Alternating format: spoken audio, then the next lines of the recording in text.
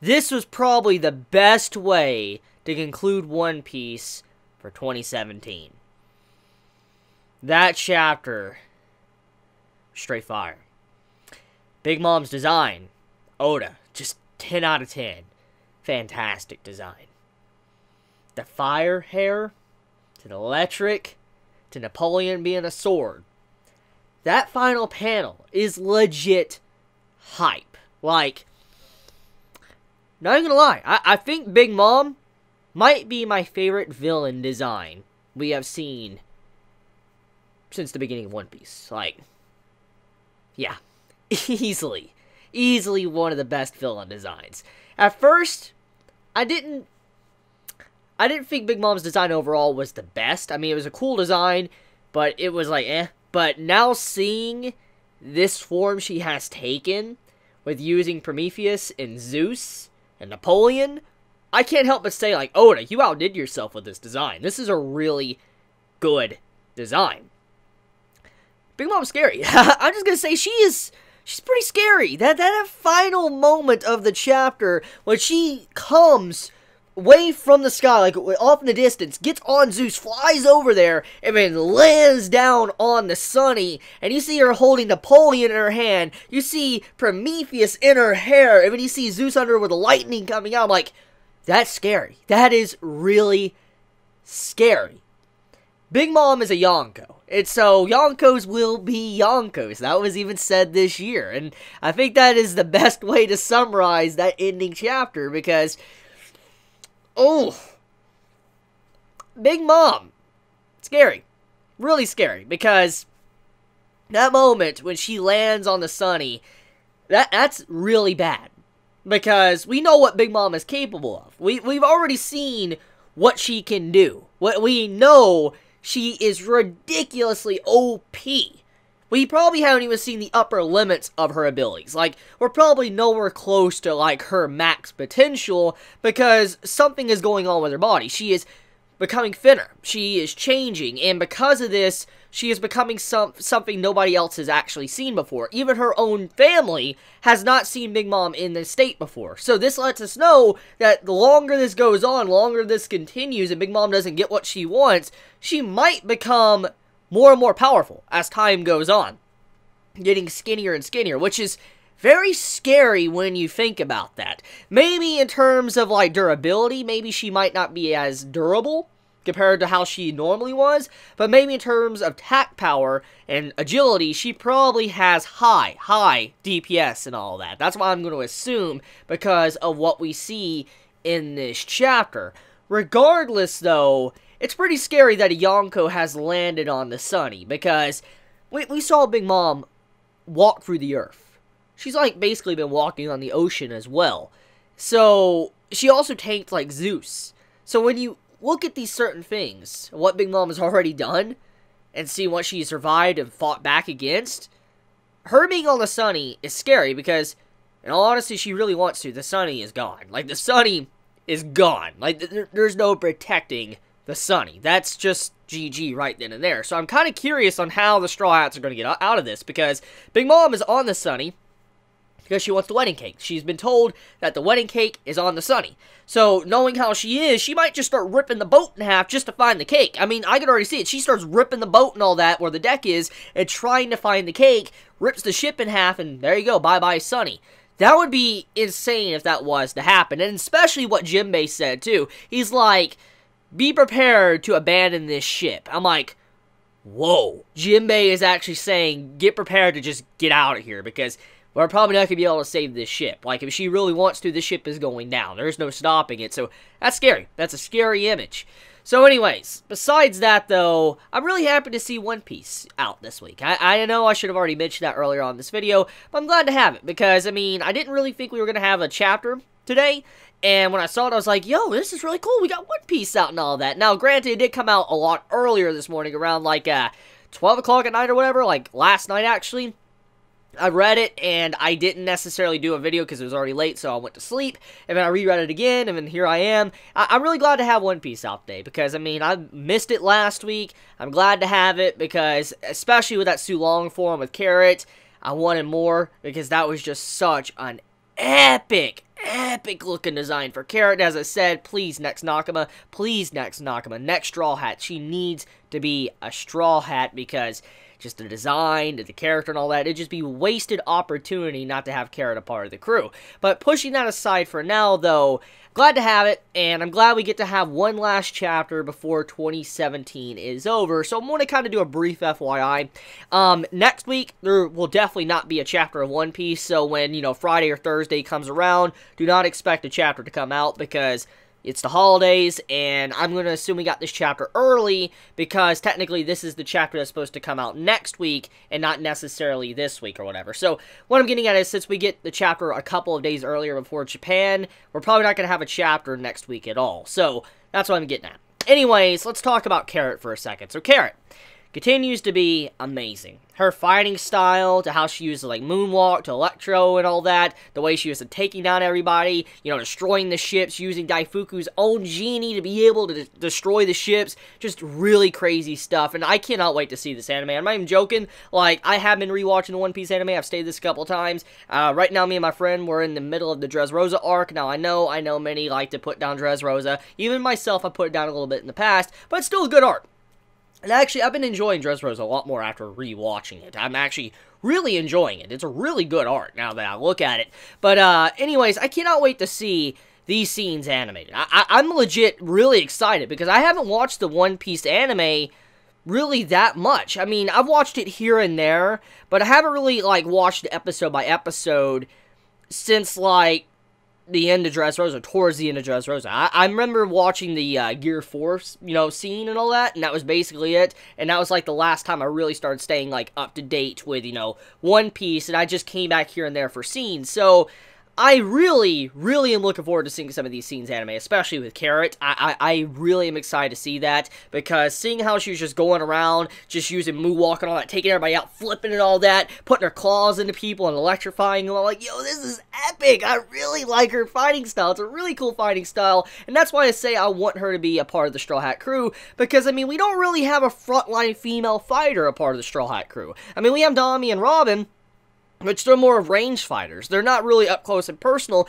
We have Zoro, you know, Chopper, Sanji, and we have Jinbei and Brook. They're all close range, and, you know, they're all guys. I would like to see a female character a part of the crew that is actually up close and personal, and that's what we're getting right now with Carrot. I really do hope she joins the crew, because it would be really cool to see that. I love her fighting style, and like I said, it'd be wasted opportunity for Oda to kind of not utilize her a part of the crew, because she just seems like she'd fit in. I mean, especially for what Chopper said in this chapter. I mean, she's like my little sister, and I'm like, oh, that'd be really cool. It's like Chopper is actually an older brother for a change, and she would legit be his little sister. That'd just be so cool. It would be really cool to see that. Now, I do want to mention something that many brought to my attention last week, or actually 2 weeks ago, not last week, because we didn't have a chapter, but it was brought to my attention, and I'm not going to take any credit for it. I just want to mention it because, like I said, it was brought to my attention. Apparently, a while back, Oda stated in an article, interview, or wherever, he stated that the next time, you know, anybody joins the crew, the next Straw Hats to join,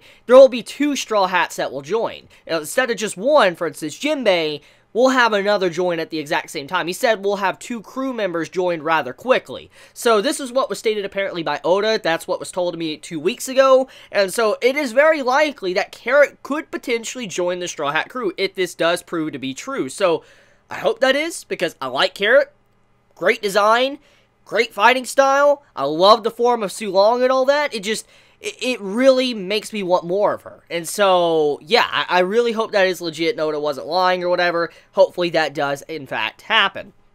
Anyways, I want to talk about the Sulong form for a second, okay? I didn't really dive into it that deep in, you know, my previous review of One Piece. I kind of want to take a moment to talk about it. I remember mentioning that, you know, Neko and Inu and all that, if they were to transform into their Sulong form, that would be ridiculous. Jack probably wouldn't have stood a chance if they were to transform into that. But I want to talk about something when it comes to the form in general, where it comes from. So the form, the reason how it happens is the mink tribe, any of the minks, they have to look up at the moon, a full moon, an unclouded full moon, apparently. Now, from what we can see here is that any mink has the potential of doing this. Any mink can do the Sulong form. However, controlling it is a different story. You have to know how to control it for you don't die using it. So this does explain why Peckham's, that works underneath Big Mom, why he wears sunglasses, why he has shades on, is because he doesn't want to look at the full moon. If he looks at the full moon,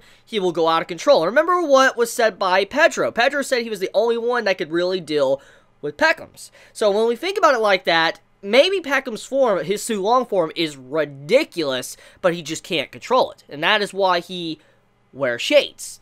So that's interesting when you think about it. But I do want to mention the fact that this form, it is very, very similar to another person's form. And I'm willing to bet someone's already made this comparison. I highly doubt I'm the first one to bring it up. So if it's already been made, forgive me. But I just want to mention it because it needs to be mentioned. This Sulong form reminds me a lot of Chopper's monster form, his monster point. Now, I know there's obviously some distinct differences here, okay? There is some differences. For instance, the Sulong form is through looking at the full moon, and then if they, close their eyes or whatever, or they put any shades and don't look at the full moon, obviously they can power down.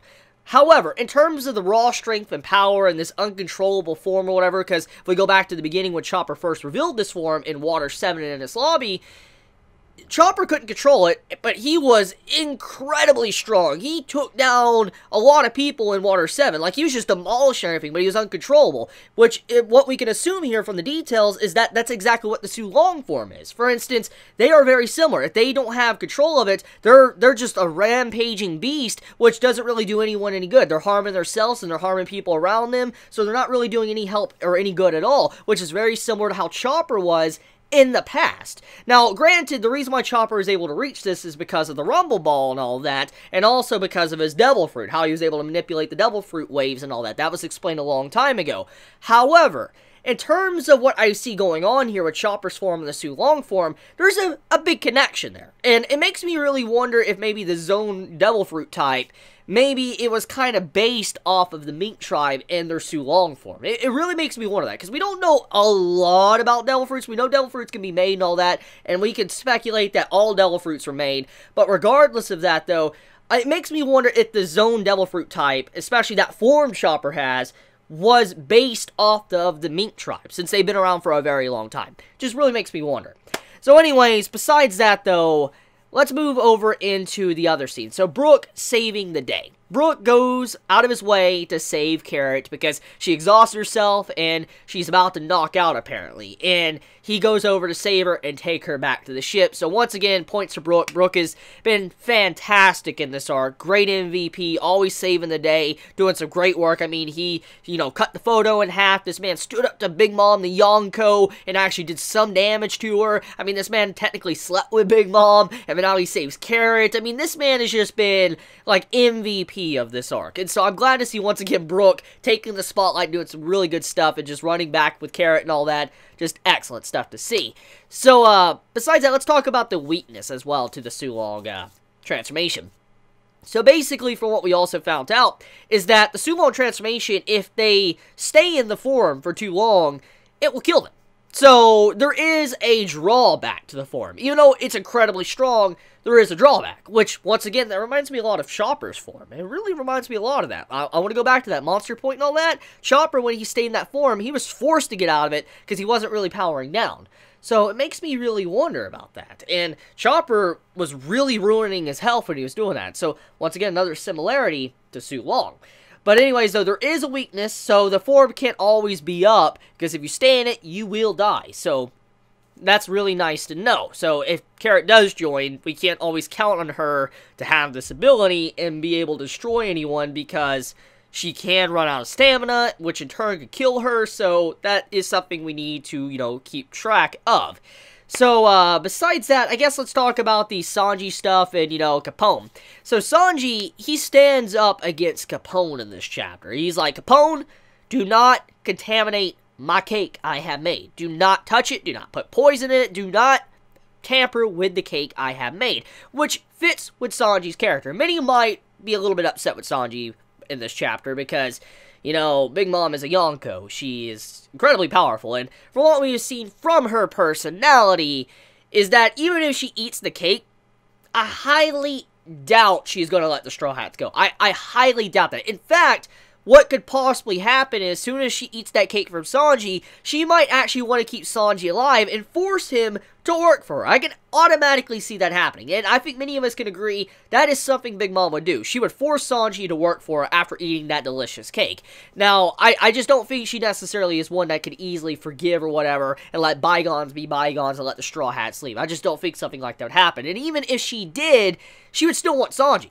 And so, you know for a fact Luffy's not going to deal with that, so he's going to try to save Sanji, which in turn, they'll be back in the same mess once again. So, just a repeated cycle. So, seeing what Capone did in this chapter, what he was trying to do, it does make sense. It legit does make sense. I don't actually fault Capone at all. However, I cannot fault Sanji because he's sticking true to his character. He's sticking true to his morals and what he has been since the very beginning of the series. He is someone that will feed even his enemies. I mean, let's think about what he did when he was first introduced and all that, when Don Craig and all them popped up. He fed his enemies. And even though they could possibly come back and destroy everything, he still fed them regardless, because he is a chef. He is a cook. He cooks for his the people that are hungry, and that's basically it. He doesn't think about, you know, off in the future. He just wants to feed them because that is his job. And then, when they come back and they want to do whatever, that's when he'll handle it. But for now, he always puts his chef side first, and that's what he's doing right now. So even though there's a likely possibility that Big Mom will be savage and come at them, at the very least, he's still sticking true to his morals and trying to feed her before anything else is done. So, even though many might fault Sanji and put him down, I can't necessarily put him down for that, because he's just sticking true to his character. Anyways, besides all of that, too, we move over into Peros. So, Peros, like he stated, or I stated earlier in this review, Peros said that Big Mom's new form is something nobody's actually seen. Now, we have seen brief flashbacks of Big Mom looking a little bit thin or skinny, which is very strange and weird, but we don't really know why. But apparently this is a form nobody has seen. It's an unknown mama, apparently, to what they state. And so I'm kind of curious. I'm really curious what would happen if Big Mom doesn't eat in like 24 hours or something. What exactly would happen? Would she potentially die, or would she just get stronger? I'm very curious exactly what would happen. It would be insane. It would legit be insane if Big Mom looked like a beauty once all of this is done. Just imagine someone that looks like Big Mom becoming something like a beauty as she continuously skinnies down. Like, that would be... Just imagine that mental image. Just imagine that mental image right now. Big Mom looking like a beautiful woman, okay? If she doesn't eat. That'd just be crazy. It just blows my mind thinking about that possibility. So, that's about it when it comes to this week's chapter of One Piece. So, let me know your thoughts in the comments below. If you enjoyed this chapter, you know, let me know, and subscribe to my channel if you want more content. And if you like this video, please leave a like. Love you guys. Please be safe. Happy holidays. Chibi out.